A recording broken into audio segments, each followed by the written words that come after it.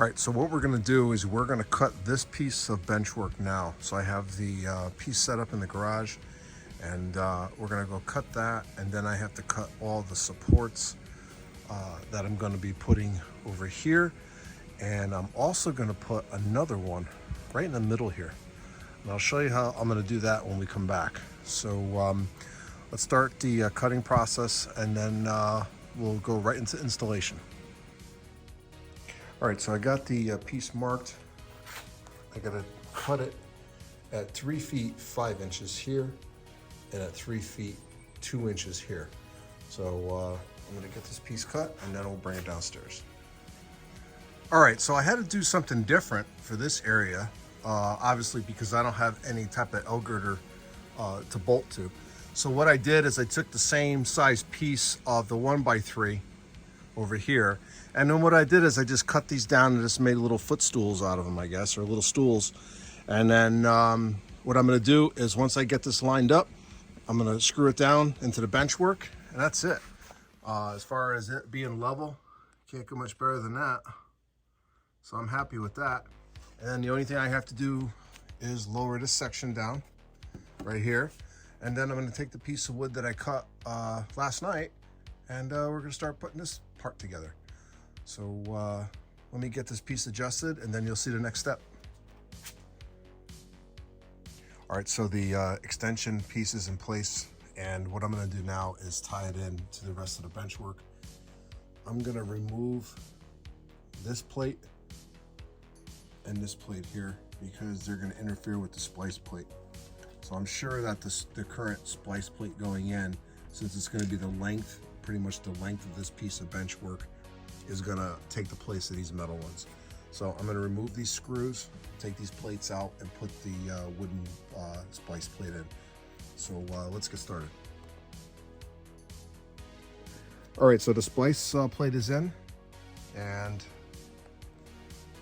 I still have to cut the Homosoap for this piece, but now what I'm gonna do is making sure that everything is straight.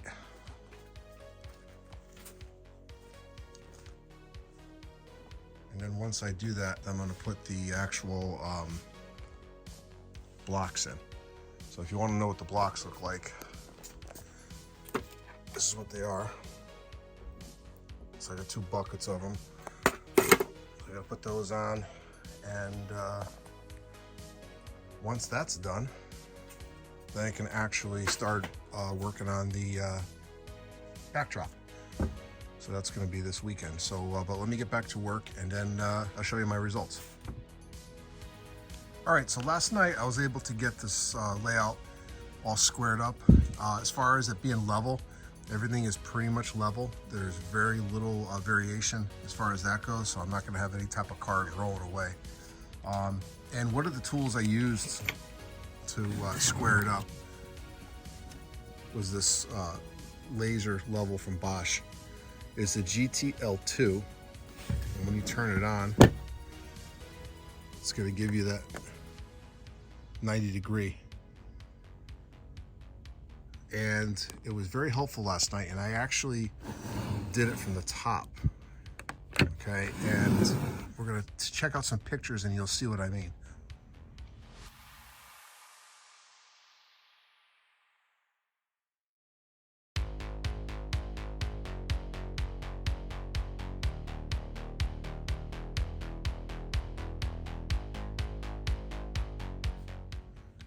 So this actual layout is freestanding. It's not hooked up to any walls or anchored to any type of thing right now. But what I will do is on the 4 corners, on just 4 legs, I'm gonna anchor it to the floor just for a little extra support. This thing is really, I mean, it's not moving it at all. It has very, very little movement because of it's basically sitting on its own weight, and it's pretty strong actually. So the next step, what I'm gonna do is I'm going to put in the actual little blocks that tie in all the bench work to the supports. So to give an example what they look like, this is what I'm gonna be putting in throughout the layout. once I get that done, then we're gonna move into the actual backdrop restoration, reconstruction, and then finally the installation. But just to show you what I'm gonna use on the 4 legs, I purchased these 1.5 inch corner braces. So I'm gonna put these on the actual legs, and then I'm gonna put a cement lag into the floor. So just enough just to hold it in place. All right, so let's get started on the actual installation of the blocks, and then we'll move on from there. But actually I want to show you one quick thing. So since I added on to the layout, I decided to make extra blocks, and I may need to make more, but I made these out of 1x2s. I couldn't find the wood that originally was on the layout. So I'm gonna use the 1x2s, and then I'm gonna switch over to a larger screw. I'm gonna use the 2.5 inch screws to hold it on. So let's get started. All right, so the next step is to restore and repaint these backdrops. So what I'm gonna do is, it has some 1x2s on here already, so I'm gonna remove all of these. I'm gonna take all this material off here, and then I'm gonna put a whole new frame of 1x2s on the back, because some of this was framed out, some of it wasn't. Here's an actual original track diagram, so I gotta take that off. But I'm gonna redo this whole thing. So I'm gonna get this up into the garage, and then we're gonna start removing these pieces and then putting on some new ones. And then I'm going to bring it back down here, fit it, then bring it back upstairs, paint it, and then install it. So let's get started. All right, so I got the old pieces off, and now I'm starting to install the new framework on the backdrop. So what I'm gonna do, the original framework was screwed on. What I'm gonna end up doing is actually just gluing it on for now, and I think that'll be just fine. So we'll be back. All right, so I got the other backdrop up in the garage, and the glue is drying, so I decided to use my drying times and work on the next one. So this one here is a little different. So we have a couple cutouts, and to be honest with you, I don't remember what this cutout was for. I think it had something to do, it might have been hidden staging, I'm not sure. But this one over here was also an access point, I believe, for the logging line. So either way, I'm not gonna worry about those holes. I'm gonna keep those there, because once I put the backdrop up, I'm gonna be covering up those holes with background buildings anyway. But this one here originally housed the fast clock that Bob used on the layout. So happens I actually bought the fast clock when the layout was coming down, or when he was starting to sell off some of the layout. And so the same fast clock that was in there is gonna go back in there. So I'm gonna leave that hole where it is, because I'm gonna be putting the fast clock back in. So right now I'm gonna take the bracing off this one.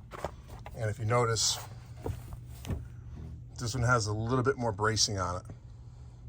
So I'm gonna take all this stuff off, and then bring it up to the garage and start redoing it. So we'll be back.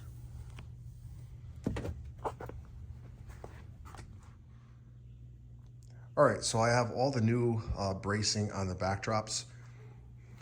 The glue is drying right now, and then the only thing left is, what I'm gonna do is, once the glue dries, I'm gonna flip the pieces over and do any type of cosmetic repairs to where the holes were, where I removed the old bracing.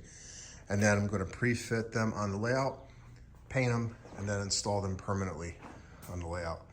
So far it's coming out good. And one cool thing is, what I'm using for weights is I'm using actual pieces of rail that I have. So they're working out well. But so far so good. I'm running out of glue, so that means another trip to the depot. But everything's coming along.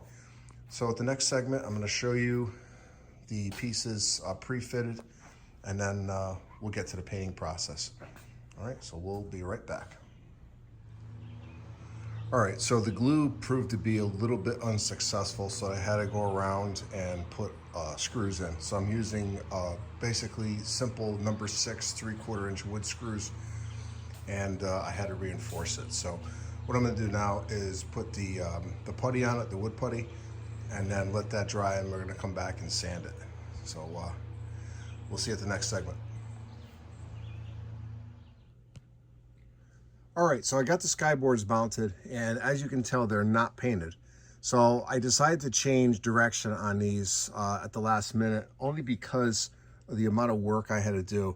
And I felt that with all the additional work I have to do on the actual bench work here, well, basically I have to remove all this old cork and any loose scenery material that's not glued down. It's all coming out.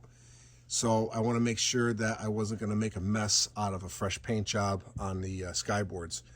So when I sanded everything down, I broke through some of the paint areas, and more so on some than not. And what I'm going to decide to do is use a primer.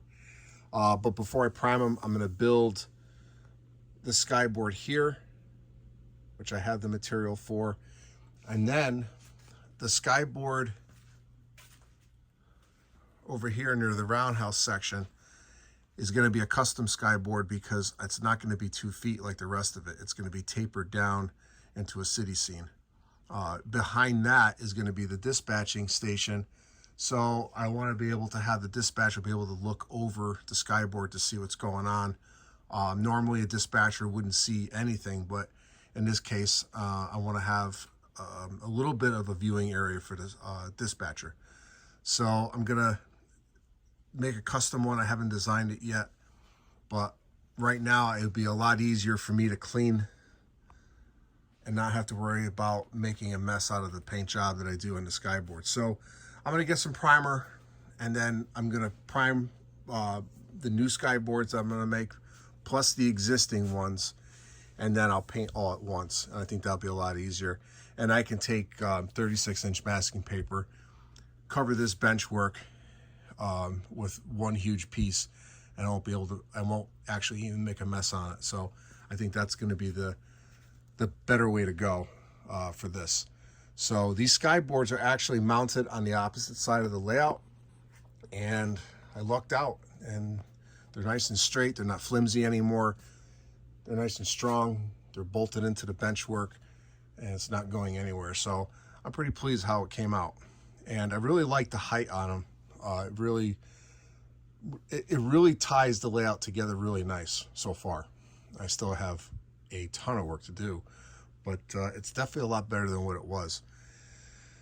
So basically the next step, the next layout update video that you're going to see is probably going to be in July, and I'm going to be building the skyboard, the new skyboard here. I'm going to be cutting the piece of Homasote for this piece, and then I'm going to be starting to put in the bench work here. I'm going to work my way around. So my goal for this year is I would like to have trains running by the end of summer. And I'm hoping to have at least the main line in by the end of summer.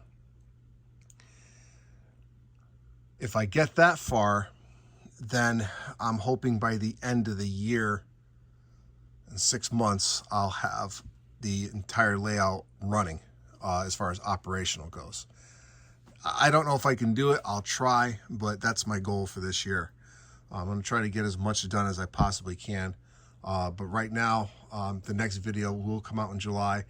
I'm going to have to reset and clean this place up, because after all this work, it's a disaster zone. So, so far so good.